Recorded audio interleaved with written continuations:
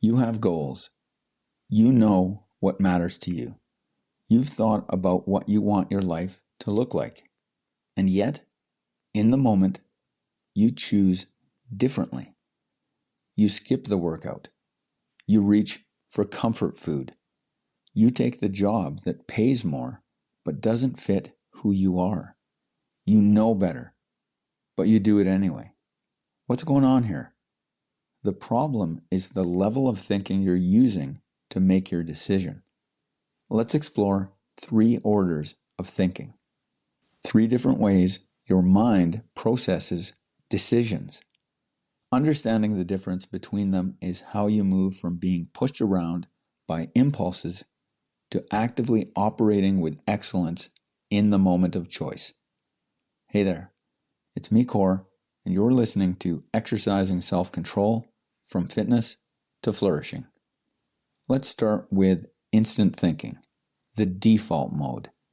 Instant thinking is reactive. It's emotional. It's short-term. When you use instant thinking, you ask one question. What feels good right now? That's it. That's the entire calculation. Skip the gym because you're tired? Instant thinking says, yes, relief feels better than effort. Eat comfort food after a stressful day? Instant thinking says, yes, the dopamine hit feels better than stress.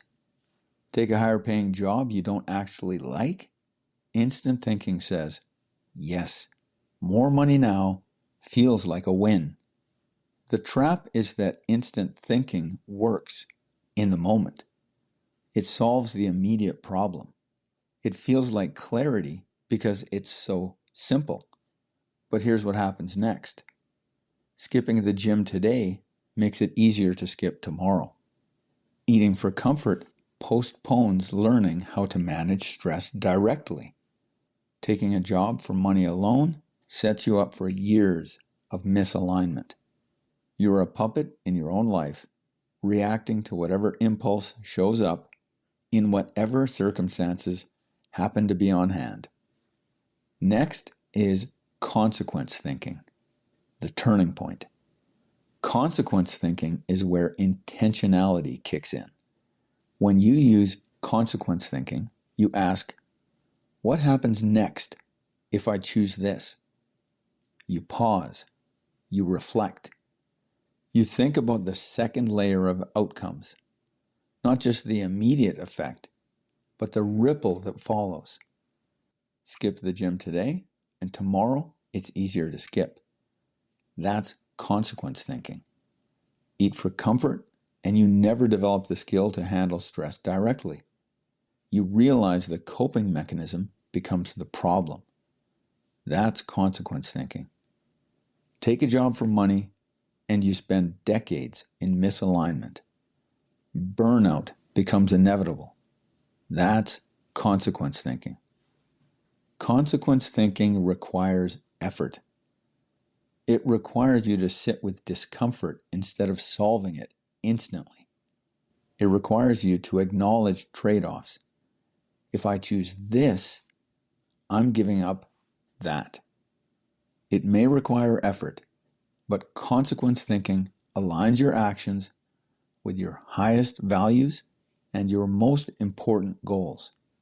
It's the level where you stop being pushed by impulses and circumstances and start choosing.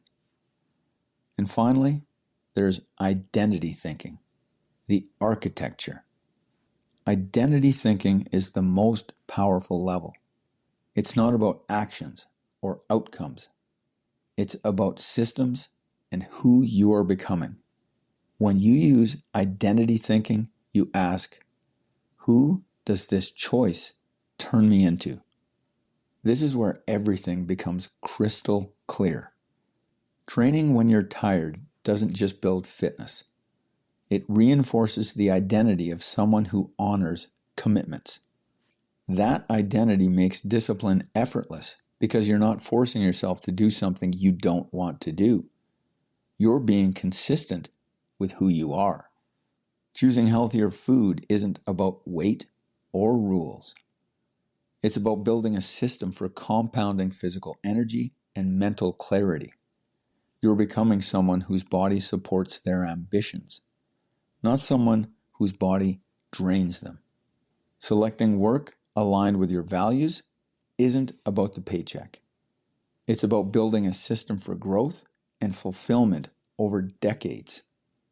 You're becoming someone who scales their life through alignment, not someone who trades time for money and burns out. Identity thinking shifts the question from, what do I feel like doing, to, who am I becoming when I choose this? And when you answer that third question honestly, the decision becomes obvious. Before any decision, you can ask yourself, what feels good right now? Or, what happens next if I choose this? Or, who does this choice turn me into?